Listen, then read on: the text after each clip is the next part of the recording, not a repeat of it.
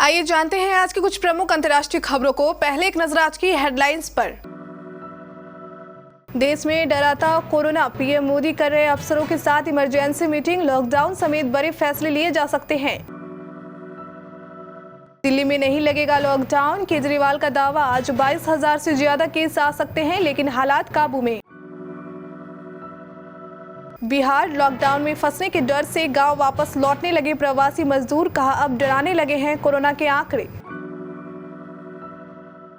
विधानसभा चुनाव में Covid protocol, 15 जनवरी तक किसी तरह की रैली और रोड शो नहीं होगा, जीत के बाद विजय जुलूस पर रोक। बिहार मुसीबत में फंसे 11 बार कोरोना वैक्सीन लेने का दावा करने वाले ब्रह्मादेव मंडल, पुलिस ने दर्ज की एफआईआर। सामना में शिवसेना, मोदी व भाजपा का उद्देश्य, कांग्रेस का सफाया, यह बात तो समझ आती है लेकिन ममता का टारगेट समझ से परे। बर्फ में भारतीय सेना के जवान कर रहे हैं खुकरी डांस, जबरदस्त बर्फबारी में भी बुलंद हौसले दुश्मन को थराने के लिए काफी। अभिनंदन जैसे मूंछ रखने पर सस्पेंड, भोपाल में कांस्टेबल बोला सर राजपूत हूं, नौकरी रहे ना रहे मूंछ नहीं हटेगी। ईशा गुप्ता को हुआ कोरोना, ऋतिक के बर्थडे पर कल विक्रम वेधा से उनका फर्स्ट लुक होगा रिलीज। 5वें एशेज टेस्ट से इंग्लैंड का यह स्टार खिलाड़ी हुआ बाहर, जो रूट ने खुद किया खुलासा। देश में कोरोना की तीसरी लहर कहर बरपा रही है। तेजी से बढ़ते मामलों के बीच प्रधानमंत्री नरेंद्र मोदी अफसरों के साथ इमरजेंसी मीटिंग कर रहे हैं। इस वर्चुअल मीटिंग में देश में कोरोना के हालात की समीक्षा की जा रही है। तीसरी लहर को लेकर तैयारियों का जायजा भी लिया जा रहा है। देश में पॉजिटिविटी रेट 10% से ऊपर निकल चुका है। ऐसे में मोदी संक्रमण थामने के लिए लॉकडाउन जैसे सख्त कदम उठाने के निर्देश दे सकते हैं। समीक्षा बैठक में गृह मंत्री अमित शाह, केंद्रीय स्वास्थ्य मंत्री मनसुख मांडविया, कैबिनेट सचिव राजीव गाबा, गृह सचिव अजय भल्ला, स्वास्थ्य सचिव राजेश भूषण, आईसीएमआर के डीजी समेत कई अधिकारी मौजूद हैं। दिल्ली में कोरोना के केस बढ़ते जा रहे हैं। संक्रमण की रफ्तार डरावनी हो चुकी है। 4 जनवरी को प्रदेश में करीब 5,000 केस मिले थे, जो 5 दिन में 5 गुना बढ़कर शनिवार को 20,000 हो गए। इसके बाद भी प्रदेश में लॉकडाउन नहीं लग रहा है। इस बारे में मुख्यमंत्री अरविंद केजरीवाल ने रविवार को प्रेस कॉन्फ्रेंस की।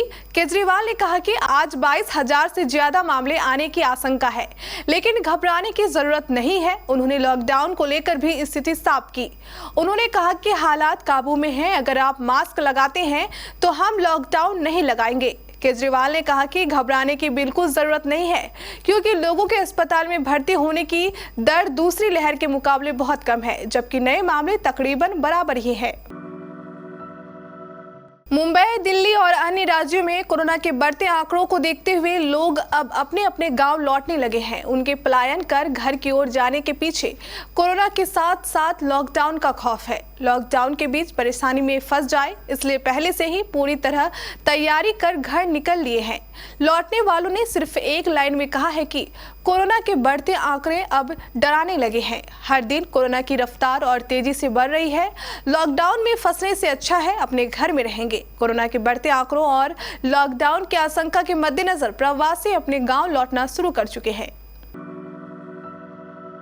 चुनाव आयोग ने 5 राज्यों में इस साल होने वाले विधानसभा चुनाव की तारीखों का ऐलान कर दिया है। चुनाव उत्तर प्रदेश, उत्तराखंड, पंजाब, गोवा और मणिपुर में होना है। मुख्य चुनाव आयुक्त सुशील चंद्रा ने कहा कि देश में 5 राज्यों के 690 विधानसभा क्षेत्रों में चुनाव कराए जाएंगे। 18.34 करोड़ मतदाता चुनाव में हिस्सा लेंगे। कोरोना के बीच चुनाव कराने के लिए नया प्रोटोकॉल लागू किया जाएगा। चुनाव आयोग ने 92 पेज के डॉक्यूमेंट्स में 61 बार कोरोना का जिक्र किया। बिहार के मधेपुरा में 11 बार कोरोना की वैक्सीन लगाने का दावा करके चर्चा में आए ब्रह्मादेव मंडल मुसीबत में फंस गए हैं। उनके खिलाफ पुलिस ने एफआईआर दर्ज की है। पुरैनी के एसएचओ ने कहा कि प्राथमिक स्वास्थ्य केंद्र पुरैनी ने ब्रह्मादेव मंडल के खिलाफ शिकायत दर्ज कराई थी। मामले की जांच चल रही है। मधेपुरा जिले में रहने वाले 84 साल के ब्रह्मादेव ने 11 बार कोरोना का टीका लगाया था। बुजुर्ग ने 12वीं बार भी टीका लगवाने की कोशिश की, लेकिन सफल नहीं हुए। बुजुर्ग ने बार बार टीका लगवाने का कारण और इसका फायदा भी बताया था। शिवसेना नेता संजय राउत ने रविवार को कहा कि सभी पार्टियों ने मिलकर गोवा को राजनीतिक प्रयोगशाला बना दिया है। उन्होंने राज्य में तृणमूल कांग्रेस के रुख की आलोचना भी की। कहा कि गोवा में टीएमसी की मौजूदगी से सबसे ज्यादा मदद भाजपा को ही मिल रही है। शिवसेना के मुख्य पत्र सामना में राउत ने अपने साप्ताहिक कॉलम में लिखा कि टीएमसी ने कांग्रेस समेत अन्य पार्टियों के गैर भरोसेमंद नेताओं को एकत्रित किया है। यह रवैया ममता बनर्जी को शोभा नहीं देता है। वह खुद भाजपा के विरोध में लड़ रही है।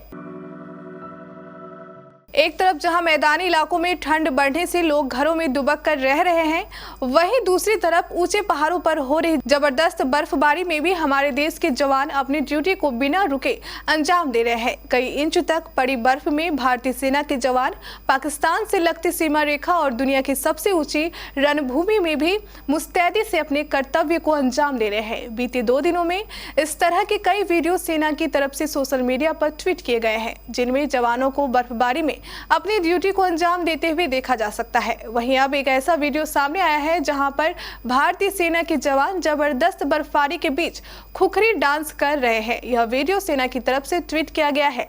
इसमें जवानों को हाथों में खुखरी लिए तिरंगे के चारों तरफ डांस करते हुए देखा जा सकता है। कश्मीर में कुपवारा क्षेत्र के तंगधार इलाके का ये वीडियो सभी को पसंद आ रहा है।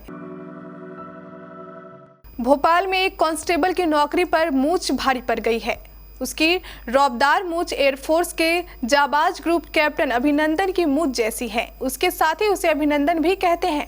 अब एक अफसर को उसकी मूंछ पसंद नहीं आई। उसे कोऑपरेटिव फ्रॉड एवं लोक सेवा गारंटी के एआईजी प्रशांत शर्मा ने सस्पेंड कर दिया। उन्होंने कहा कि कांस्टेबल राकेश राणा ने आदेश का पालन नहीं किया है। इधर राकेश ने कहा कि सर राजपूत हूँ, नौकरी रहे या ना रहे मूंछें नहीं काटूंगा। सर पुलिस की नौकरी में मूंछ अच्छी लगती है, लगता है कि ये पुलिस का जवान है। एक्ट्रेस ईशा गुप्ता की कोरोना रिपोर्ट पॉजिटिव आई है। इस बात की जानकारी उन्होंने सोशल मीडिया में पोस्ट शेयर करके दी है। ईशा ने लिखा, खूब सावधानी रखने के बाद भी कोरोना पॉजिटिव हो गई हूँ। मैं कोविड प्रोटोकॉल का पालन कर रही हूँ और होम क्वारंटाइन हूँ। कृपया सुरक्षित रहें और मास्क लगाएं, अपना और दूसरों का ख्याल रखें। एक्टर ऋतिक रोशन का 10 जनवरी को 48वां बर्थडे है। ऋतिक के जन्मदिन से एक दिन पहले upcoming action thriller film Vikram Vedha के हिंदी रीमेक के मेकर्स ने एक बड़ी अनाउंसमेंट की है। फिल्म के मेकर्स ने सोशल मीडिया पर पोस्ट शेयर कर बताया है कि ऋतिक के जन्मदिन के अवसर पर कल विक्रम वेधा से उनका फर्स्ट लुक रिलीज किया जाएगा। इंग्लैंड की टीम को एशेज सीरीज के 5वें टेस्ट मैच से पहले बड़ा झटका लगा है। टीम के बल्लेबाज जोस बटलर चोट के चलते सीरीज के अंतिम मैच से बाहर हो गए हैं। विकेटकीपर बल्लेबाज को सिडनी में खेले गए चौथे टेस्ट मैच के दौरान हाथ में चोट लगी थी और अब वह घर के लिए रवाना होंगे। बटलर के कवर के तौर पर इंग्लैंड ने सैम बिलिंग्स को टीम में शामिल किया गया, जो रूट ने एससीजी में रोमांचक ड्रॉ के बाद कहा। बटलर इस मैच के बाद घर जा रहे हैं। यह काफी खराब चोट है। होबार्ट में उनका ना होना वास्तविक निराशा और शर्म की बात है। जिस तरह से वह टीम के लिए खड़े हुए, वह उनके चरित्र को दर्शाता है।